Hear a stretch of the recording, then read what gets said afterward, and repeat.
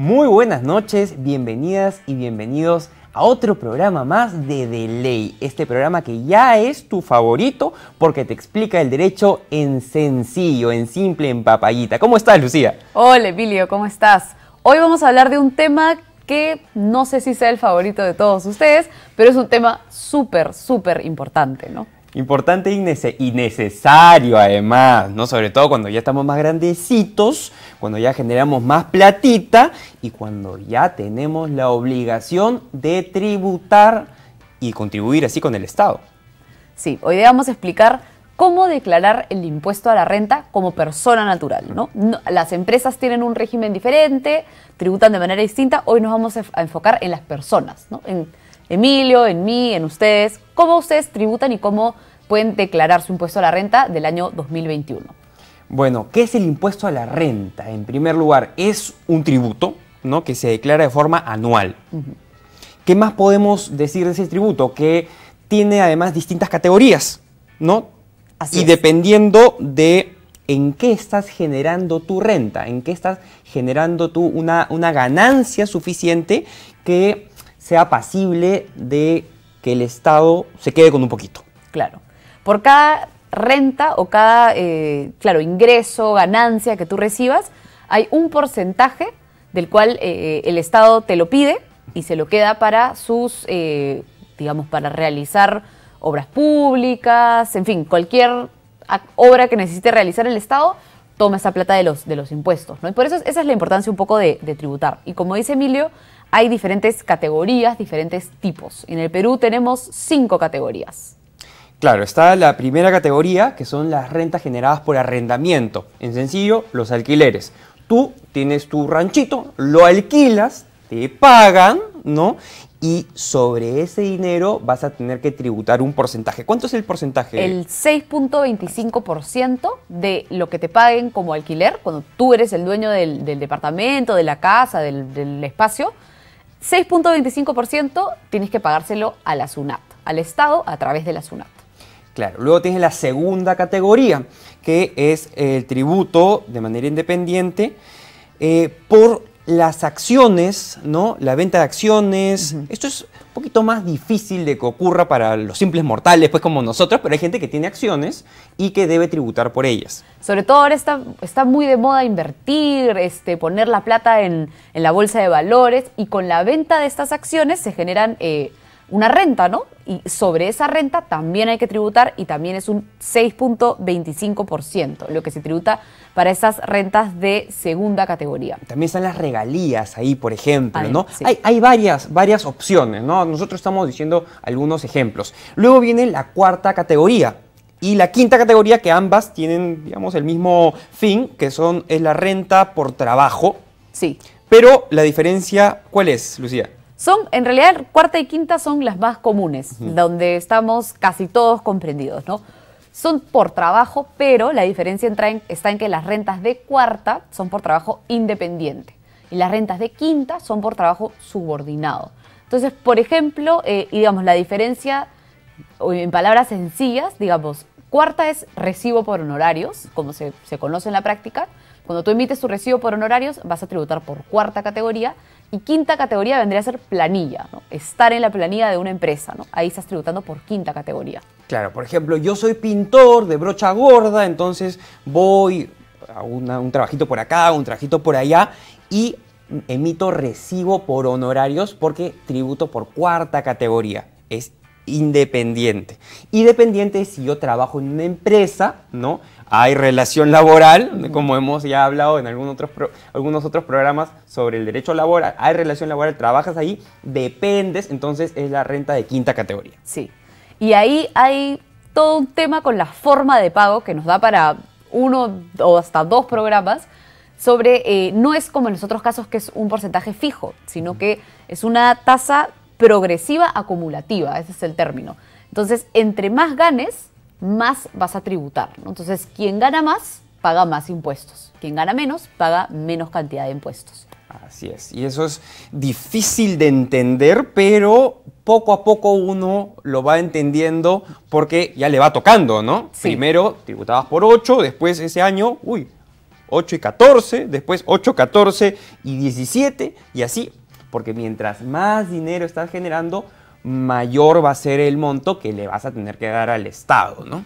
Y aquí nos hemos saltado una, ¿no? Hemos dicho la primera, la segunda, la cuarta y la quinta. Nos ha faltado la tercera, pero la tercera. no la hemos mencionado. ¿Por qué? Porque esta aplica para las rentas que generan empresas. Entonces, para nuestro programa de hoy, que vamos a hablar de los impuestos que pagamos nosotros como personas naturales, por hoy podemos olvidarnos de la tercera categoría, pero importante que sepan que existe, ¿no? No es que la tercera no existe, está ahí. Claro, luego vamos a hablar de la tercera y sus distintas modalidades, ¿no? Sí.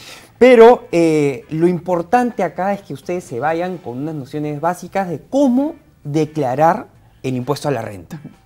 Y esto se hace, felizmente ahora tenemos un sistema mucho más moderno, virtual, digital, y la declaración jurada de impuesto a la renta, que es una obligación que tienen las personas naturales que han generado rentas durante el año, se puede hacer todo de manera virtual, ¿no? A través de la página de la SUNAT, uno entrando con su RUC, su clave de sol y su usuario, accede a un formulario para la presentación de la declaración jurada de impuesto a la renta. Y lo cierto es que es bastante sencillo. De hecho, les comento, yo tuve que hacerlo personalmente la semana pasada y es muy sencillo. Se presenta un formulario ya establecido. No es que tú tengas que presentarle boletas o papeles a SUNAT, porque todo ya está registrado y coordinado, ¿no? Cuando tú emites un recibo por honorarios electrónico, Ya está ahí. ya está ahí. Y lo mismo con la planilla, ¿no? Ya está ahí, ya está todo registrado. Entonces, salvo unos casos en concreto, digamos, el formulario ya está más o menos completo. Lo que hay que hacer es ir confirmando, ¿no? Que todos los datos estén correctos, que todo esté bien. Y al final vas avanzando, digamos, es un sistema además súper amigable. Y al final te determina cuál es el impuesto a la renta que te corresponde pagar, ¿no? Te bota un número. ¿Hay quienes no tienen que declarar anualmente? Existe una excepción para aquellas personas que solo reciben ingresos de renta de quinta categoría. Ok. O sea, solo están en planilla. Trabajadores. Trabajadores en planilla, por Punto. ejemplo. Pero, y de ahí todo lo demás tienen que hacer su declaración anual. Sí. Y sí, claro, esa es una obligación para todas las personas Para todos los naturales. contribuyentes. Claro. ¿Y quiénes pueden ser los contribuyentes? Claro, en este caso se establece que están obligados a declarar impuesto a la renta personas naturales, sucesiones indivisas y la sociedad conyugal, entre algunas otras muy específicas, ¿no? Pero Que básicamente ellos son los contribuyentes. sí, para estos casos específicos. Y entonces, una vez que ya preparas el formulario, es un formulario, pero en realidad es un sistema virtual, ya el sistema mismo te dice cuál es el monto que te corresponde pagar por las rentas que generaste en el año anterior, ¿no? Como comentábamos al inicio, el impuesto a la renta se genera durante un año calendario. Entonces, hoy estamos hablando de impuesto del 2021, que el sistema te da un par de meses para que tú puedas, digamos, ordenar todas tus finanzas y luego ahora vamos a hablar de las fechas de pago, pero ya más o menos ahorita en el primer trimestre del año hay que hacer el pago. Creo que es por un número del DNI, ¿no? Se establece así el cronograma. Sí, hay un cronograma. Tenemos la imagen ahí para que ustedes puedan tomarle screenshot. Sí. Un pantallazo. Acá pueden verlo, como ven, la próxima semana comienzan los vencimientos, así que ideal que puedan hacerlo esta misma semana, su declaración jurada de impuesto a la renta, salvo que, no sé, su RUC termine en 9, ¿no? Y ahí todavía tienen tiempo hasta el 7 de abril. Ah, mira, yo soy 1, ¿ah? Y mira, es el último dígito del RUC, no el último dígito del DNI, porque es distinta la historia. Es distinto, son números parecidos pero diferentes. Ah, mira, ya me iba a pasar de fecha. Muy atentos. Tomen el screenshot de esto y nada, hacer su declaración anual, porque es muy importante que sean cuidadosos, porque de lo contrario se pueden generar multas. Sí, y además de multas, pago de intereses, porque hay una deuda ahí pendiente y la deuda empieza a generar intereses. Y algo que nos faltó mencionar es cómo hacer este pago, ¿no? Ahora SUNAT tiene varios sistemas que permiten hacerlo de manera virtual. Lo puedes pagar como cuando haces una compra por internet de cualquier producto que quieras comprar de una tienda, igualito. Aparece un sistema, tú puedes poner tu tarjeta de crédito, tu tarjeta de débito y haces el pago. Pero si eres un poco más a la antigua y quieres hacer tu pago presencial, también se puede, ¿no? Se emite un documento que es el número de pago SUNAT, Y con eso puedes ir a una agencia bancaria y haces el pago de manera presencial también. Entonces, no, si eres un poco enemigo de la virtualidad, también se puede. Muy bien, ahora es bien importante que ustedes tomen en consideración esto, porque además la SUNAT cada vez tiene mayores mecanismos y mecanismos más eficientes para detectar si es que tú estás moviendo dinero en tus cuentas bancarias y no estás declarando nada, ¿no? Y te pueden detectar y luego generar problemas, ¿no? Como procedimientos administrativos sancionadores. Sí, como dices, multas, cobro de intereses. Es súper importante porque justo como decíamos, ¿no? Ahora todo está sistematizado, es mucho más virtual y eso nos ayuda a poder acceder fácilmente a, por ejemplo, presentar la declaración jurada de impuesto a la renta. Pero la SUNAT le ayuda a poder advertir que, por ejemplo, tú has estado emitiendo recibos por honorarios en 2021 y no has presentado tu declaración jurada. Y eso podría el sistema automáticamente alertarlo. Entonces, uno tiene que estar muy atento a cumplir con estas obligaciones tributarias. En este programa ya hemos hablado un montón de veces de un principio que es mi favorito, que es el principio de solidaridad, ¿no? El Estado peruano, del cual nosotros también somos parte, porque el Estado es soberanía, territorio y población, nosotros somos ese pedacito, población, tenemos que ayudarnos. Y la manera de ayudarnos es contribuyendo, ¿no? Con el Estado económicamente para que éste pueda proveer los servicios que la gente necesita, sea salud, educación, seguridad, infraestructura, justicia y un sinfín de situaciones que el Estado maneja y que debería manejar mejor, por supuesto, pero que nos ayuda a vivir en armonía, a vivir en paz y a vivir dignamente. Entonces, ¿de qué va todo esto?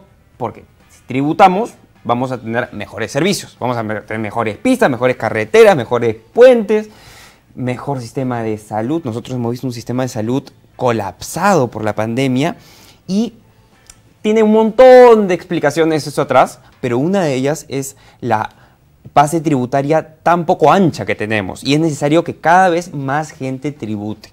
Y eso tiene mucho que ver con la informalidad en la que vivimos en este país, ¿no? Se estima que 80% de las personas trabajan de manera informal, por lo tanto, no tributan. Entonces, no se está, como dice Miro, ampliando esta base o estos ingresos que necesita recibir el Estado para mejorar los servicios que provee a todos nosotros. Entonces, importante reflexionar sobre eso y sobre la importancia de tributar en un país como el nuestro. Pero también importante la reflexión a las autoridades, ¿no? Hay mucha desconfianza, hay muchas personas que, por un lado, no quieren ver reducidos sus ingresos, ¿no? Que es, bueno, entendible, pero por otro lado, no le ven ni siquiera un beneficio, ¿no? No dicen, bueno, hay algunos países en los que la gente está dispuesta a tributar una gran cantidad, un gran porcentaje de sus ingresos, porque sabe que como contrapartida va a recibir buenos servicios públicos gratuitos. Pero en este país nosotros vemos todo lo contrario, ¿no? Vemos muchos casos, lamentablemente, de corrupción, vemos que finalmente este dinero no llega a concretarse en un servicio que nosotros podamos disfrutar. Y por lo tanto, hay mucha desconfianza, poco interés en tributar, pero debemos cambiar desde nosotros, exigir a las autoridades que cumplan, pero también nosotros cumplir con el pago de nuestros impuestos. Tú lo has dicho, es bien difícil mientras sigamos teniendo pues, el monumento del ceviche, pero la posta médica, ¿no? De atención primaria completamente destruida o el colegio en condiciones pues, no habitables para los alumnos, no va a querer el peruano y la peruana contribuir. Entonces es un trabajo conjunto, es un gran pacto nacional que debemos hacer los ciudadanos con nuestras autoridades para, por un lado, recibir servicios de calidad, ¿no? Infraestructura de calidad, y por el otro lado, poder aportar con lo que uno buenamente genera, ¿no? Eso sería todo por nuestro programa de hoy. Les recordamos tener en cuenta las fechas que hemos puesto aquí para que no se olviden de presentar su declaración jurada de impuesto a la renta. Y bueno, ya saben cuál es todo el procedimiento y cuáles son las rentas que tienen que declarar. Muchas gracias por habernos acompañado. No se olviden de seguirnos en nuestras redes sociales y por supuesto de esperarnos los martes y jueves aquí en su programa favorito de ley por la pantalla de LR+ en el YouTube. Muchas gracias por acompañarnos. Chau, chau, chau. Chao.